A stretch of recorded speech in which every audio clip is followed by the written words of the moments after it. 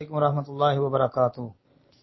جی محترم بھائی نے پوچھا ہے کہ نبی علیہ السلام کی وفات کے موقع پر ابو بکر رضی اللہ عنہ نے جو تیسرے پارے کی آیت پڑھی تھی وہ کہاں آتی ہے؟ محترم بھائی تیسرے پارے کی نہیں، چوتھے پارے کی آیت پڑھی تھی۔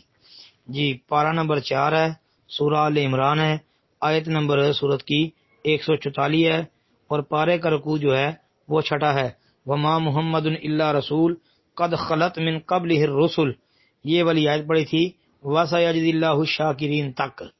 جی اور صحیح بخاری کے اندر یہ بات موجود ہے کہ ابو سلمہ وہ کہتے ہیں کہ مجھے عبداللہ بن عباس رضی اللہ عنہ نے بتایا کہ ابو بکر رضی اللہ عنہ نکلے، عمر رضی اللہ عنہ لوگوں سے باتیں کر رہے تھے، تو فرمایا اجلس یا عمر، بیٹھ جاؤ۔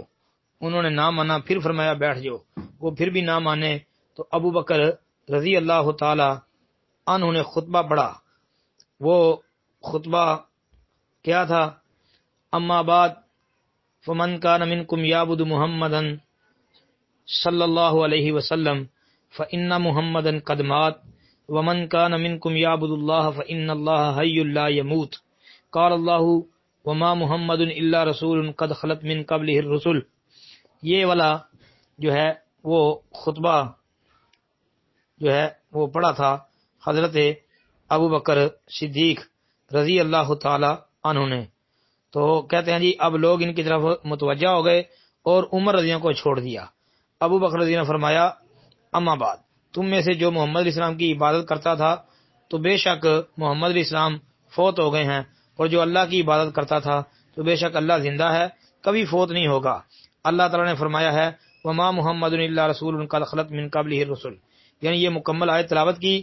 ابن عباس رضی اللہ عنہ فرماتے ہیں اللہ کی قسم ایسا معلوم ہو رہا تھا کہ لوگ جانتے ہی نہ تھے کہ اللہ تعالیٰ نے یہ آیت نازل فرمائی ہے، یہاں تک کہ ابو بکر رضی اللہ عنہ نے یہ آیت پڑھی تو لوگوں نے ان سے سن لیا، تو جیسے سنو یہی آیت پڑھا تھا۔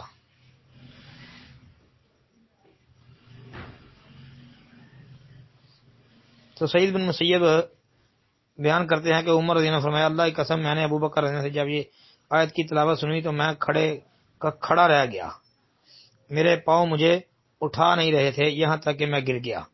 جی یہ صحیح بخاری کتاب المغازی کے اندر یہ موجود ہے، نبی علیہ الصلوۃ والسلام کی بیماری کا اور وفات کا جو بیان ہے نا وہ دیکھ لیں۔ جی حدیث نمبر 4452، 4453، 4454، ان کا مطالعہ کر لیں، انشاءاللہ آپ کا مقصد جو ہے مسئلہ وہ واضح ہو جائے گا، حل ہو جائے گا انشاءاللہ کے فضل سے۔ جی تو یہ بھائی روایت ہے، اب باقی پرسنل میں آ جائیں تو انشاءاللہ میں آپ کو اس کا سکین بھی کوشش کر کے بھیج دوں گا۔ جی السلام علیکم ورحمۃ اللہ۔